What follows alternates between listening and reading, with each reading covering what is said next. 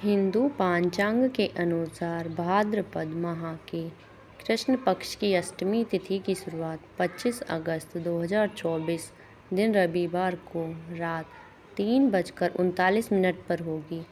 वहीं इसका समापन 26 अगस्त 2024 दिन सोमवार को रात 2:19 पर होगा। ऐसे में जन्माष्टमी 26 अगस्त को मनाई जाएगी। आइए जानते हैं आखिर जन्माष्टमी क्यों मनाते हैं।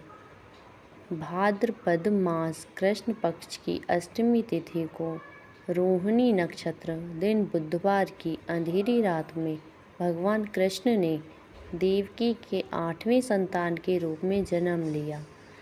श्री कृष्ण के जन्म लेते ही कोठरी प्रकाश में हो गया।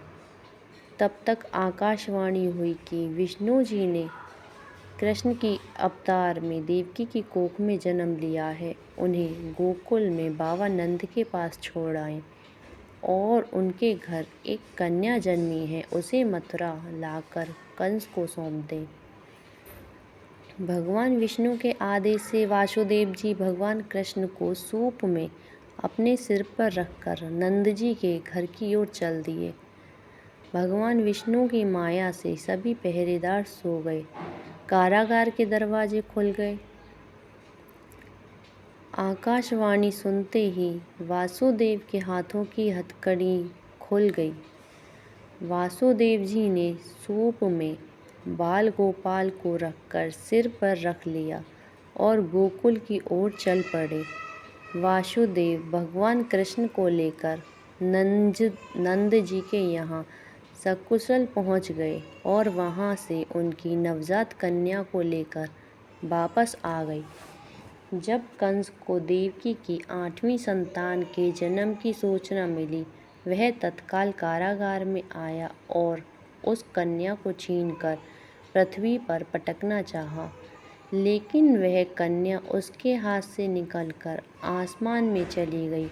फिर कन्या ने कहा, हे मूर्ख कंस, तुझे मारने वाला जन्म ले चुका है और वह वृंदावन पहुंच गया है।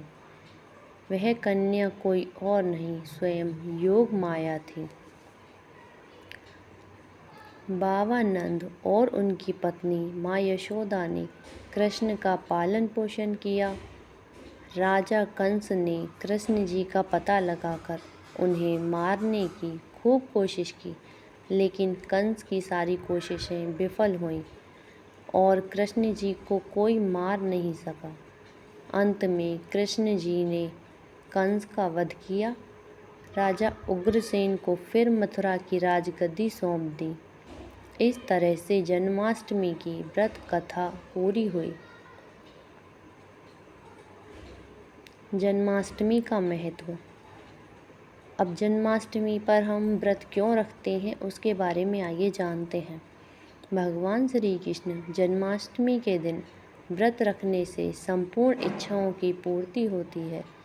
इस दिन विधि पूर्वक यशोदा नंदन जी की पूजा करने से सुख समृद्धि का आशीर्वाद मिलता है।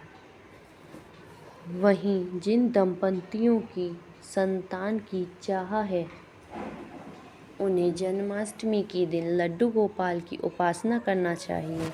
ज्योतिषाचार्य के अनुसार इस वर्ष विशेष ग्रह नक्षत्र में होने की वजह से जन्माष्टमी को काफ़ी शुभ माना जा रहा है। साधना करने के लिए श्री कृष्ण के भक्तों के लिए यह बहुत महत्वपूर्ण समय है।